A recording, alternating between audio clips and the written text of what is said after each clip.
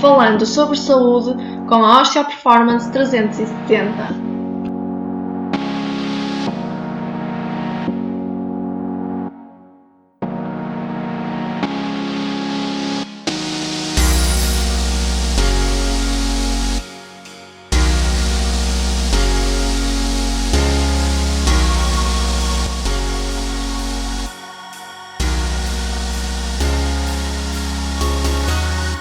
Olá a todos, bem-vindos ao nosso podcast falando sobre saúde com a OP 370. O tema que vos trago hoje é o desenvolvimento da fala nas crianças, por isso a minha convidada de hoje é a nossa terapeuta da fala, a doutora Ana Silva. Olá, Ana. Olá, boa tarde a todos. Obrigada por ter aceito o nosso convite para participar neste podcast. A Ana, portanto, é terapeuta da fala, licenciada em terapia da fala, tem várias formações na área da perturbação da fala e linguagem na criança e já exerce atividade em várias clínicas desde 2013, o que lhe dá uma experiência grande nesta área. Ana, portanto, o tema de hoje é o desenvolvimento da fala nas crianças. Vamos começar logo pela origem, não é? Claro. Fala, desenvolvimento, lembro-me logo dos bebés. Porquê é que os bebés não falam? Seria tanto mais fácil, os pais metem-se a cozinhar e choram de uma maneira, eu acho que é fome, eu acho que é sono. Eles podiam dizer, tenho fome, tenho sono. Porquê é que os bebés não falam, Ana? Eu acredito que um dia destes os bebés já nasçam a saber falar e a saber fazer um monte de outras coisas. Mas não, eles ainda não falam porque fisicamente, não é, as estruturas orofaciais da criança ainda não está preparada para articular os sons. É muito importante todo o processo que a criança passa desde o nascimento para desenvolver a musculatura orofacial, não é? Portanto, a língua, as bochechas, o palato, os lábios, até conseguir chegar ao ponto onde consegue começar de facto a articular sons específicos, não é? E depois mais tarde a fala. Pais podem continuar a usar as aplicações para sim. Qual são aqueles choros que hoje podem ter. Ora bem.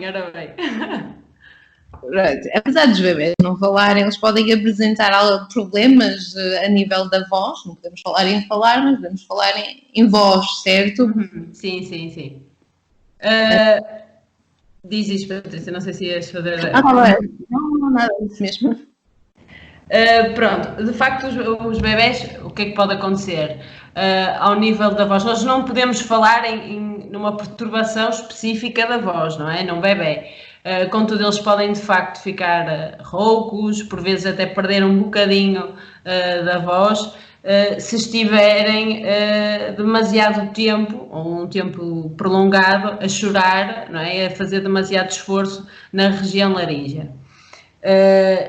Pode acontecer, neste caso, os bebés ficarem assim, algo roucos, e neste caso o papel do terapeuta da fala passa essencialmente por sensibilizar os pais para a prevenção e tentar perceber quais foram os fatores que levaram a que a criança ficasse assim.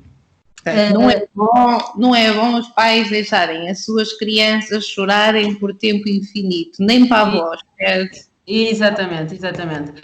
Eu acredito que muitas vezes não é a intenção dessas, porque eu acho que os pais não gostam muito de ouvir os bebés a chorar um dia inteiro, mas pronto, a situação acaba por ser problemática se a criança, por exemplo, se os pais perceberem que o bebé está rouco durante, por exemplo, 2 semanas. Porque normalmente o que acontece é que a criança fica rouca durante uns dias, mas acaba por passar espontaneamente. Pais vão ficar atentos então.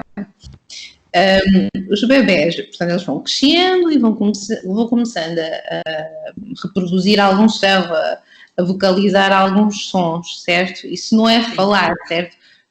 Nas famílias eles começam a fazer uns sons, depois vem o avô dizer, ele disse avô, ele disse vovô, ele disse vovô. Mas há uma competição familiar para ver Exatamente. quem é o preferido, qual é o som preferido dos bebés. O que é que são esses sons? São voluntários? Não são? São um treino? Queres-me falar um bocadinho disso? Sim, no fundo esses sons que as crianças vão emitindo fazem parte do desenvolvimento normal da fala da criança. Portanto, não podemos passar por um bebé que só chora para um bebé que fala, não é? Portanto, temos de ter ali aquela fase intermédia em que a criança vai começando a balbuciar e a dizer alguns sons. Primeiro vai brincando apenas com a boca e com a língua e fazendo aqueles sons tipo de imitar a mota, o brrr, o trrr, não é? Vai fazendo aquelas bolinhas todas e depois é normal que os primeiros sons que a criança diga seja papá, mamá, por exemplo, babá, porque os primeiros sons a serem adquiridos, lá está, são os bilabiais, o P, o B e o M. Portanto, tudo isto faz parte do desenvolvimento, faz parte do desenvolvimento normal da criança até conseguir, de facto, articular as palavras corretas. Estes sons, muitas vezes, não têm uma intenção, não é? São apenas os únicos sons que naquela fase do desenvolvimento a criança consegue produzir. Claro que quando ela diz algo muito parecido com mamá ou papá, é possível que os pais se entusiasmem e achem que de facto aquela criança já está a atribuir o significado àquela palavra, mas ainda não. Ainda está apenas num treino, por assim dizer, para as palavras que irá produzir mais tarde. Portanto, nesta fase é bom as crianças brincarem com a reprodução, por exemplo, do barulho de um carro, o que é muito chato para os pais, porque estão a dar a sopa e eles lembram-se de começar com essa brincadeira, mas portanto, é uma brincadeira que deve ser estimulada, não é algo que se deva repreender, certo? Exatamente. Temos que pensar que todas estas brincadeiras estão a ajudar a criança a desenvolver a musculatura da boca, que é essencial, não é? Para articular depois mais tarde corretamente os sons. No fundo, eu costumo dizer que é o ginásio que nós usamos para os músculos da boca, não é? Se a criança está a imitar um carro, uma moto, ela está a trabalhar os músculos dos lábios, por exemplo, não é? E está a aumentar o tónus deles, que vão ser essenciais para a produção, mais tarde, dos sons. E quando a criança leva objetos à boca, isso também poderá promover um bom desenvolvimento da musculatura da boca? Também faz parte do processo de aprendizagem ou não? Depende. Por exemplo, se estivermos a falar de uma criança que ainda está naquela fase do morder, ok, pode ter algum benefício. Contudo, estar sempre com os brinquedos na boca ou com os dedos na boca demasiado tempo acaba por não ser também benéfico para a criança, porque depois daí poderá trazer outros problemas, que não sei se queres que eu já avance para aí, Patrícia. Já estamos aqui a falar quase de chupetas, não é? Um objeto muito tempo na boca, eu lembro-me imediatamente de chupetas e polegares. Exatamente. Os bebés e as crianças têm muita tendência a ter os dedos na boca ou a chupeta, não é? E não tem mal se for para os acalmar, para lhes dar algum conforto, não é? A partir do momento que este uso passa a ser um uso muito prolongado, muito contínuo, claro, vai ser prejudicial para a criança porque ela está com um objeto ou com algo estranho na boca e que poderá prejudicar o desenvolvimento da língua, do palato, dos lábios, das próprias bochechas e mais tarde isto poderá trazer implicações negativas, quer para a respiração, para a fala, para a mastigação, porque está a prejudicar no fundo todos os músculos que estão envolvidos nestas funções. Perfeito. Portanto, se nós tivermos que que escolher entre uma chupeta e um polegar, sendo o polegar uma estrutura mais rígida, uma criança, portanto, chupar no polegar é pior do que ter por hábito andar sempre com a chupeta? Eu diria que sim, se a chupeta, por exemplo, for uma chupeta com bico ortodôntico, que agora já são disponibilizadas este tipo de chupetas.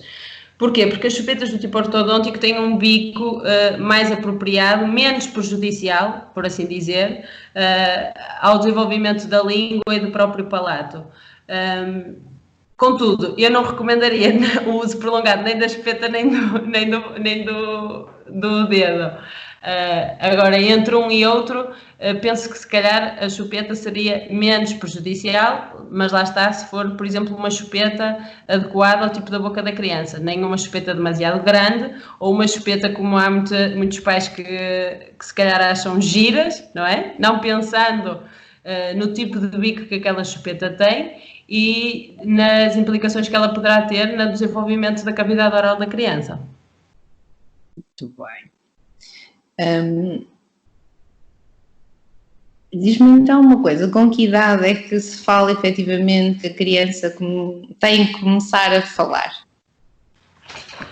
Ora bem, a criança começa a falar, ou melhor, já deve dizer alguma coisa por volta dos 3 anos. A partir dos 3 anos é a idade que nós consideramos o alerta, por assim dizer. É muito importante que a criança tenha, nessa fase, já consiga dizer algumas palavras. Algumas palavras podem ser básicas, não precisa ainda de formular frases. É um sinal de alerta se até aos 3 anos temos uma criança que não diz rigorosamente nada, não é? Imita apenas alguns sons, mas ainda sem significado. Portanto, a partir dos 3 anos devemos ter uma criança que já deve expressar algumas palavras. E aqueles sons, os primeiros sons, têm que começar com que idade? Com quantos meses a criança tem que começar a dizer mamã, papá, tem que começar a querer dizer alguma coisa? Há algum critério? Nós vamos mais ou menos pelo desenvolvimento, lá está, dos sons. Sabemos que a criança, até aos 18 meses, deve dizer todas as vogais, por exemplo, e que até aos 24 meses, portanto até aos 2 anos, já deve dizer bastantes consoantes, como o P, o B, o M, o T, o D. Portanto, aos 2 anos, se a criança já tem adquirido vogais e já tem aqui algumas consoantes, ela já começou de certeza a juntar estes sons e a dizer algumas palavras.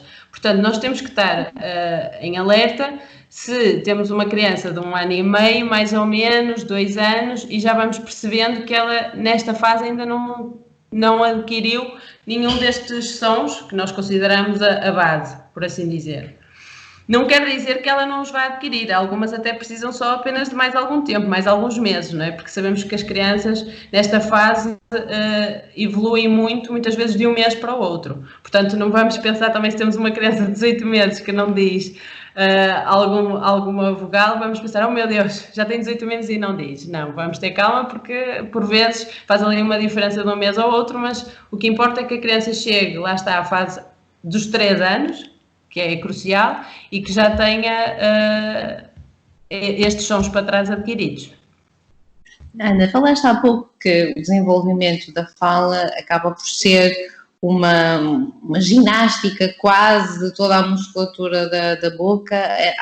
Há necessidade de que a criança movimente os lábios, movimente a língua, portanto, o tipo de alimentação da criança vai influenciar o desenvolvimento da fala, certo? Sim, exatamente. Portanto, uma criança, nós sabemos pronto, lá está que as crianças também passam por um processo de desenvolvimento na alimentação, não é? Primeiro começam pelos líquidos, depois têm aquela introdução aos alimentos mais pastosos, não é? E moles, e depois para alimentos mais duros. É muito importante que as crianças tenham uma alimentação variada, lá está, com todos estes tipos de texturas e de texturas, não é? No fundo, de alimentos, para que consiga trabalhar todos os músculos da fala. Nós sabemos que às vezes algumas crianças são um bocadinho esquisitas, entre aspas, para se alimentarem e acabam por preferir só sopas e papas, mas é muito importante a introdução dos alimentos sólidos, lá está, para obrigar os músculos a exercerem uma força um bocadinho maior no momento da alimentação. Força é essa que vai ser, lá está, essencial para o desenvolvimento do tónus muscular e depois, posteriormente, também para a fala. E a criança começa a falar, não começa logo a dizer todos os sons, certo? Não começa a dizer todas as coisas de forma correta, certo? Quais são os últimos sons que a criança acaba por adquirir? Quais são os sons mais difíceis para a criança aprender? Normalmente os últimos sons são o lhe e o re. São os sons mais que se desenvolvem mais tardiamente. Não quer dizer que há crianças que não o possam dizer até mais cedo, não os possam até adquirir mais cedo. Contudo, estes são os mais difíceis. São estes e depois aquilo que nós chamamos dos grupos consonânticos, que são os pres, os bres, os dres, os blês. Portanto, acabam por ser estes os sons mais difíceis para a criança adquirir. É normal que estes sons sejam adquiridos entre os 4 e os 6 anos. E o que é que os pais devem fazer perante essa dificuldade? Devem corrigir? Devem insistir na correção? Devem esperar até aos 6 anos?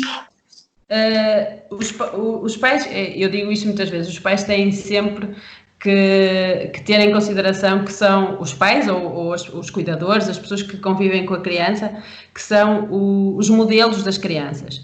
E, portanto, quando nos apercebemos que a criança de facto não está a dizer algo bem ou tem dificuldade em articular algum som, devemos ter sempre o cuidado de, primeiramente, darmos o modelo correto. Imaginemos uma criança que não diz ure e, por exemplo, diz cadeia.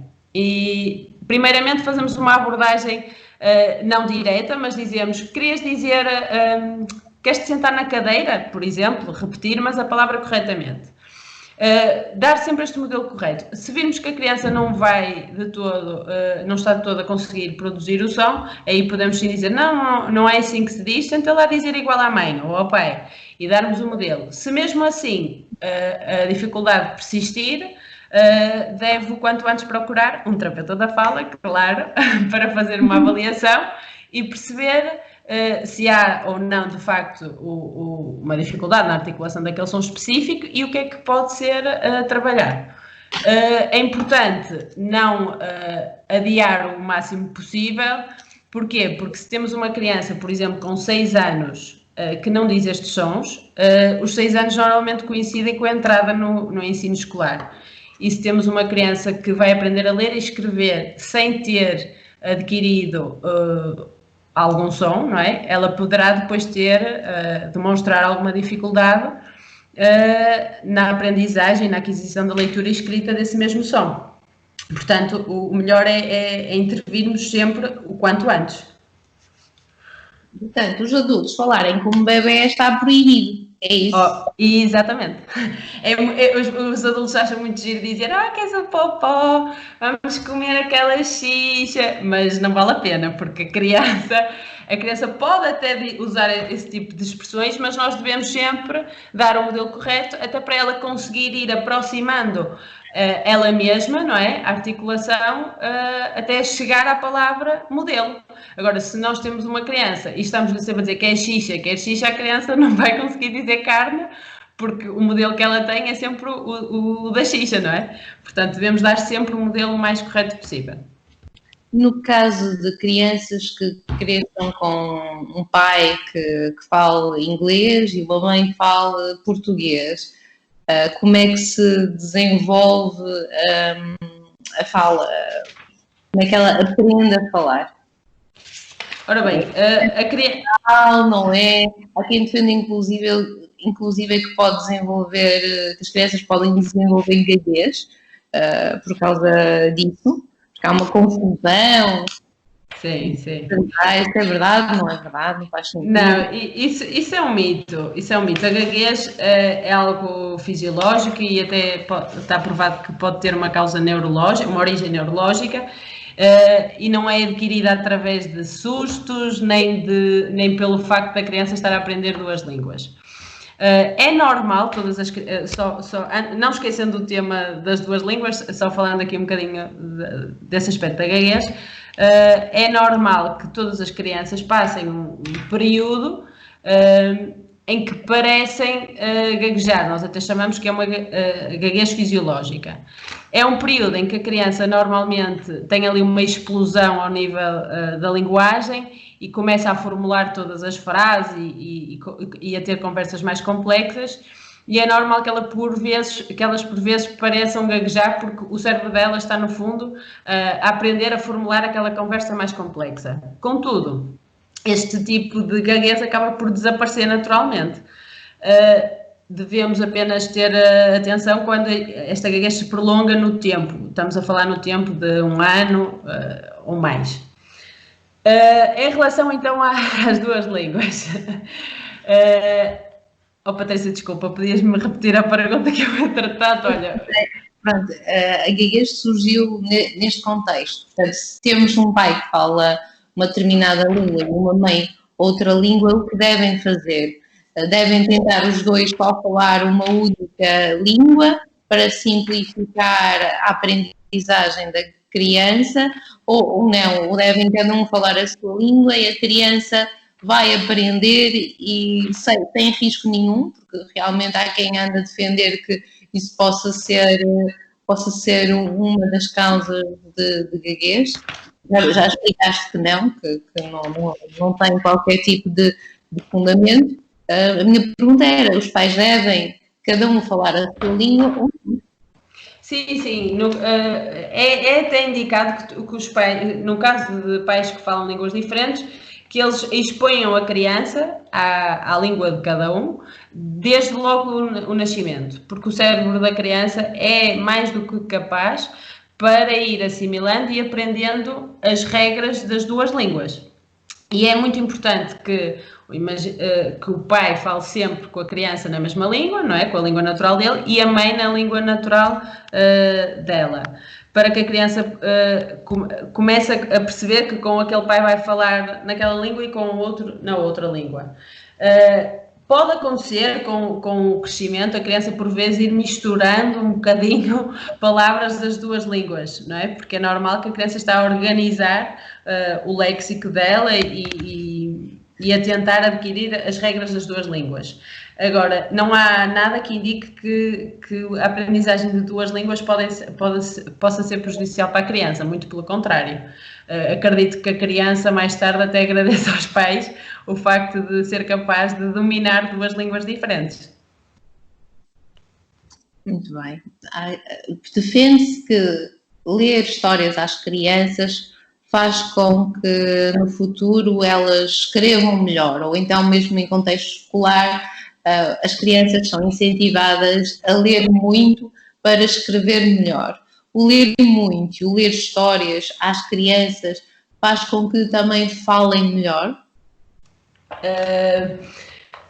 Sim, pode ser que podemos dizer que sim. Falar melhor no sentido, atenção, linguístico. no sentido de construir melhor frases mais ricas, conseguir aceder muito mais facilmente a palavras que sejam sinónimos, não há a parte física, por assim dizer, da fala. Porque lá está, se tivermos uma criança que tenha mesmo uma dificuldade ao nível de uma estrutura orofacial, isso terá mesmo que ser trabalhado. Agora, uma criança que lê muito consegue claramente desenvolver a sua criatividade, aumentar o léxico de palavras do seu repertório e, portanto, a nível linguístico poderá ser uma criança mais desenvolvida. A leitura, no fundo, eu digo sempre que é um meio muito rico de aprendizagem, quer para a linguagem, quer para a leitura, quer para a escrita. Pronto, as crianças não vale a pena estarem só a ler, caso haja uma dificuldade, devem mesmo procurar a ajuda de um terapeuta da fala, é isso? Exatamente. Aliás, já tem acontecido termos casos na terapia da fala de crianças que são excelentes alunos, excelentes alunos, principalmente na área de português, gostam muito de ler e de escrever, portanto, a nível da linguagem são muito boas, são altamente competentes, mas depois tem ali alguma alteração estrutural, ou ao nível dos dentes, ou ao nível da língua, ou mesmo ao nível do tónus, portanto da musculatura, por exemplo, da face, e que não conseguem articular alguns sons. Portanto, uma coisa não invalida a outra. É importante sempre, lá está, dependendo dos casos, fazer uma avaliação com o terapeuta da fala para perceber o porquê da dificuldade da criança e como é que podemos ajudar. Estavas a falar que os dentes podem interferir num bom desenvolvimento da fala da criança, isto é, há necessidade de fazer um trabalho conjunto com o ortodontista. Queres explicar um bocadinho melhor como é que isso procede? Sim, o que é que poderá causar alterações ao nível dos dentes, por exemplo? O uso prolongado da chupeta, o chuchar no dedo, roer as unhas, tudo isto são hábitos, o morder o lábio, tudo isto são hábitos que poderão de facto causar alterações ao nível da formação dentária, dos lábios, pronto, etc. Focando um bocadinho nos dentes. Depois, caso a criança tenha uma alteração ao nível dos dentes, por exemplo, vamos supor uma criança que usa bastante a chupeta. É possível que a criança, que os dentes da criança fiquem com aquilo que nós chamamos de mordida aberta, que é aquele espacinho à frente dos dentes, que normalmente, eu não sei, e as pessoas até olham e dizem, aquele nem tem mesmo cara de quem usa muita chupeta, portanto eu acho que as pessoas vão conseguir associar esta imagem.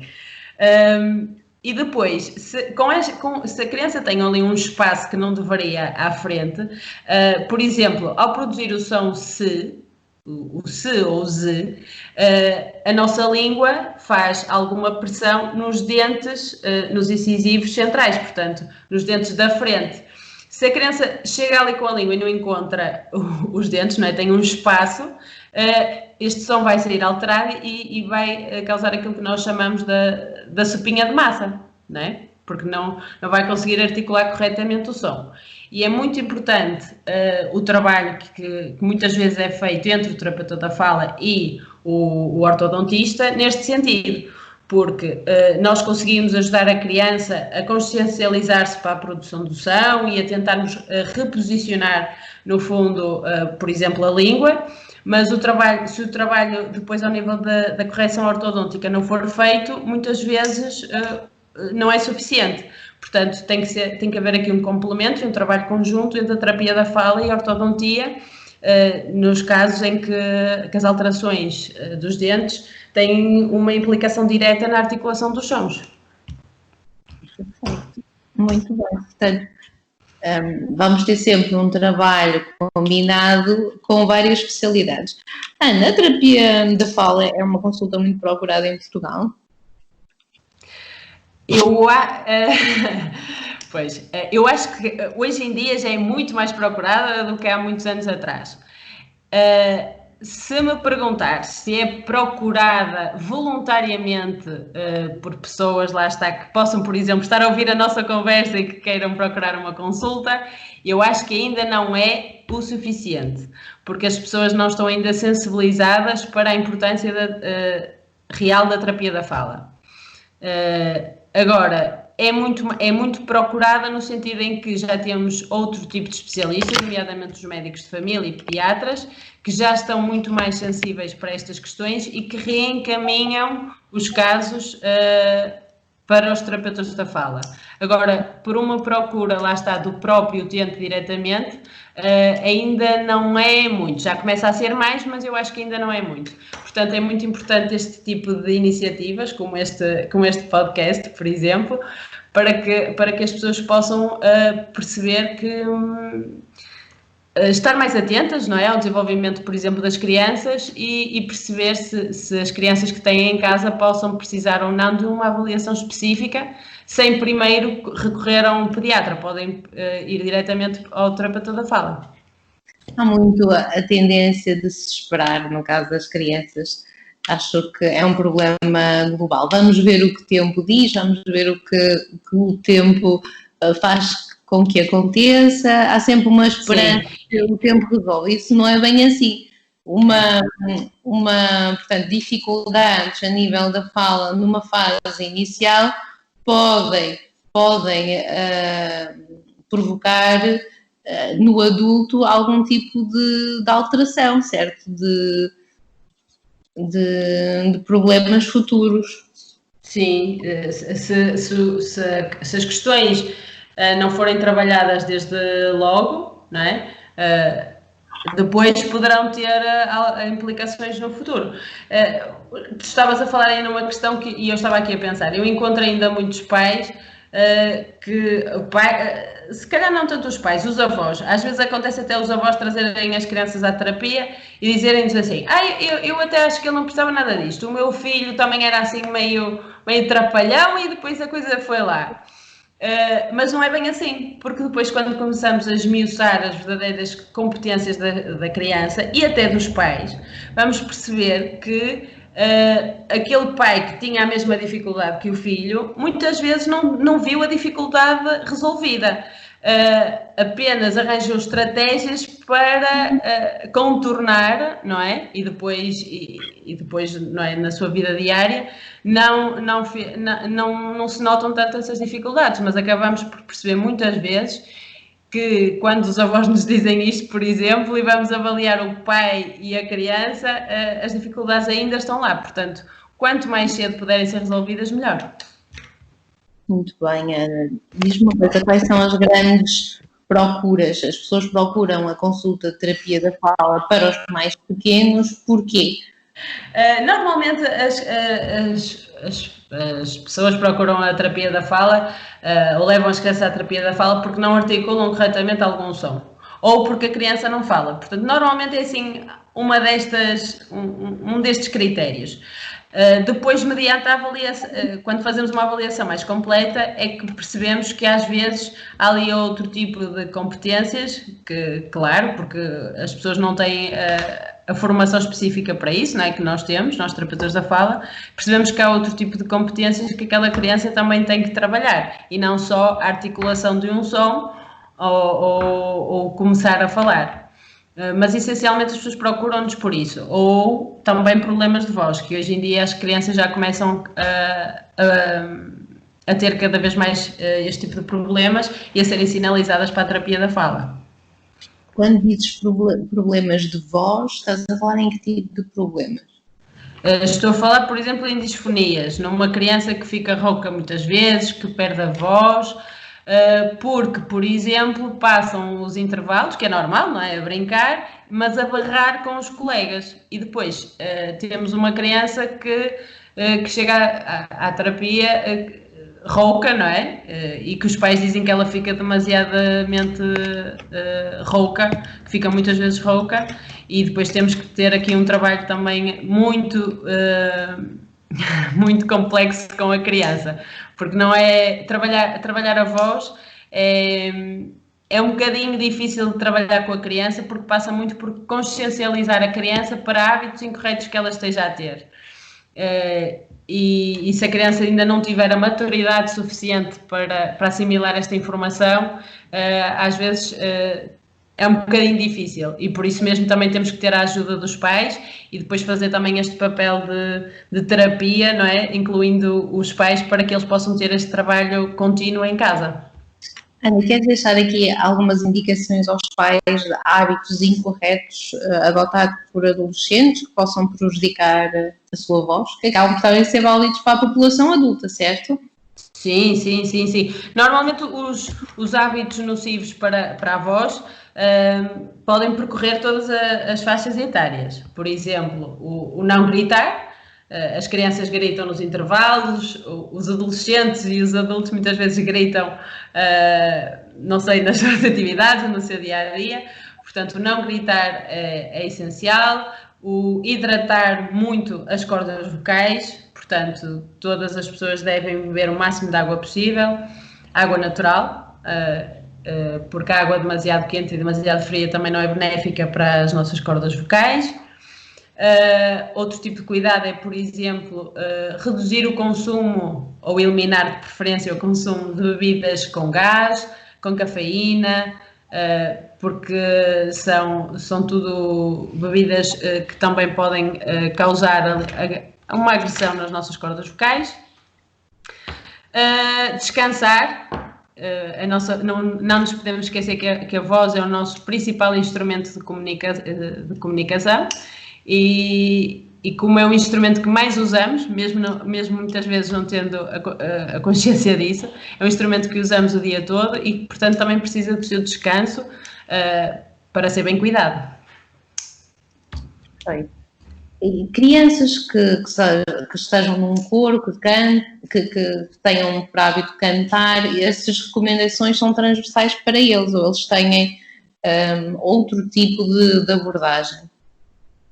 Sim, também estes cuidados são cuidados básicos que esse tipo de crianças, por exemplo, que participam em coros, também têm que ter. É muito importante também, normalmente quem está quando as crianças participam no coro, tem sempre alguém a dirigir esse coro, não é? E é importante que a pessoa que está a dirigir esse coro também vá dando dicas importantes, nomeadamente ao nível da respiração. Nós não nos podemos esquecer que a voz e o som deve ser algo produzido de forma natural e com o mínimo de esforço possível.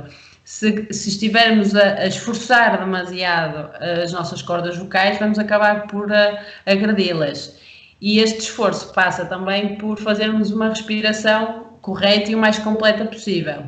No caso do canto, por vezes é muito importante, por vezes eu diria sempre, para quem canta e quem gosta de o fazer até de um modo recorrente e de forma profissional, ter formação específica nessa área, e nós também já temos terapeutas da fala especializados na área da voz e que neste caso podem ajudar quem está nessa área. Muito bem. O stress pode ser um fator prejudicial para a nossa voz, para a voz das crianças e dos adolescentes em particular? Claro que sim, claro que sim. Aliás, até há um tipo de disfonias que nós chamamos disfonias psicogénicas, que tem a ver lá está, com o stress. Há pessoas que, se estiverem demasiado estressadas, perdem logo a voz. E se fizermos um exame específico ao nível da otorrinolaringologia, vamos perceber que não há nenhum pólipo, não há nenhum nódulo, não há alteração nas cordas vocais. Contudo, o stress pode de facto fazer com que a pessoa fique sem voz. E muitas vezes, desculpa Patrícia, só completar a informação, também temos que nos lembrar que muitas vezes quando estamos estressados temos tendência a acumular tensões e stresses, por exemplo, ao nível da cintura escapular, não é? Ao nível dos ombros, do pescoço.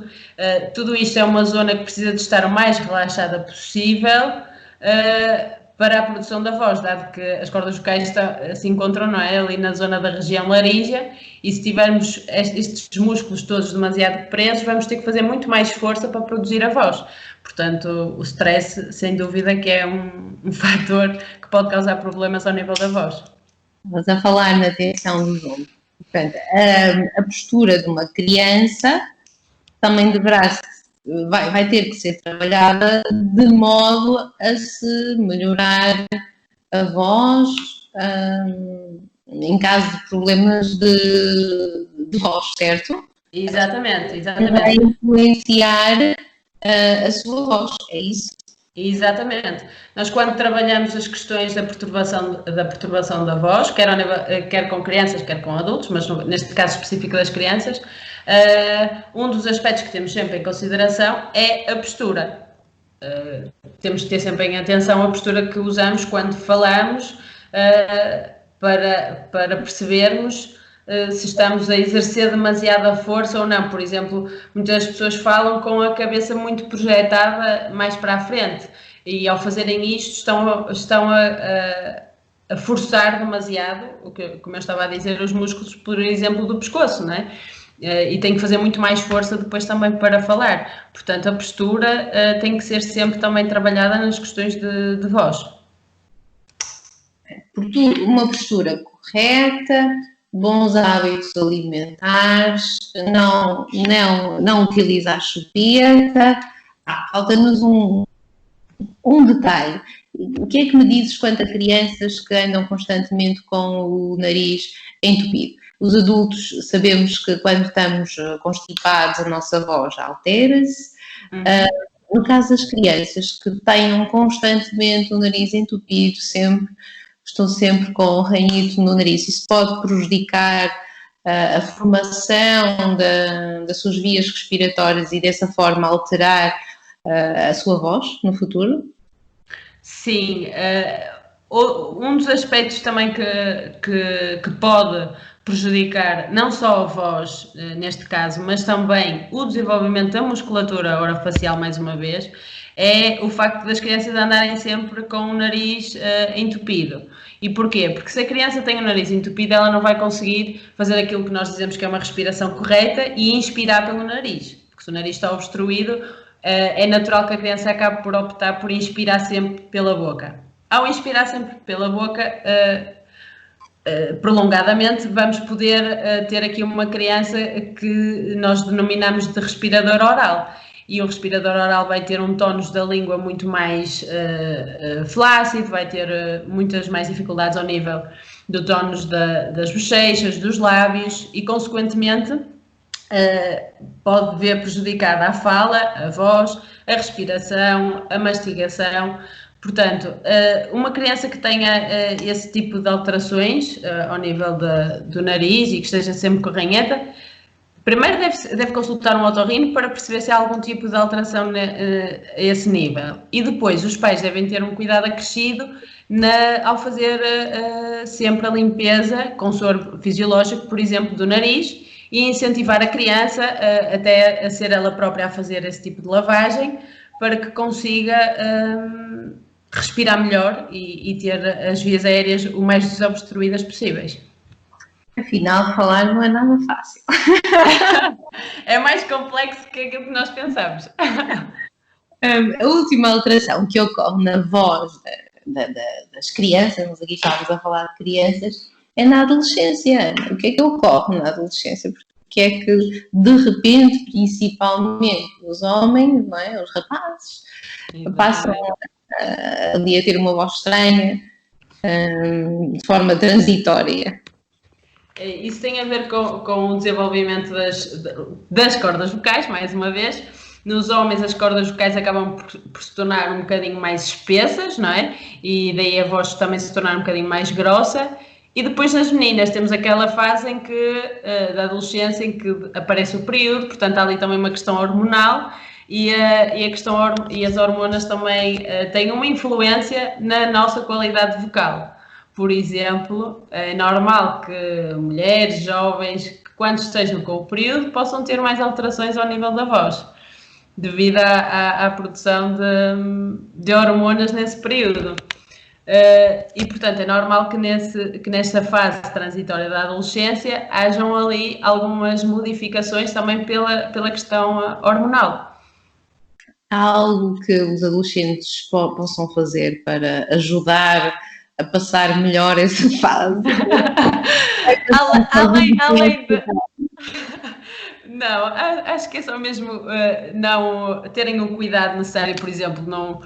Eu sei que a adolescência é um período que muitas vezes as crianças, os jovens, né, na adolescência já querem experimentar muita coisa, mas, por exemplo, evitar o tabaco, evitar sítios com fumo, como discotecas, bares, e evitar este tipo de ambientes que acabam por serem prejudiciais para a qualidade da nossa voz, porque ambientes com muito pó, com muito fumo, são altamente prejudiciais. Portanto, a não ser que os adolescentes arranjem um trabalho numa fábrica com pó, o que eu aconselhava de facto era terem os cuidados essenciais que já referimos antes e hidratarem-se e cuidarem da voz.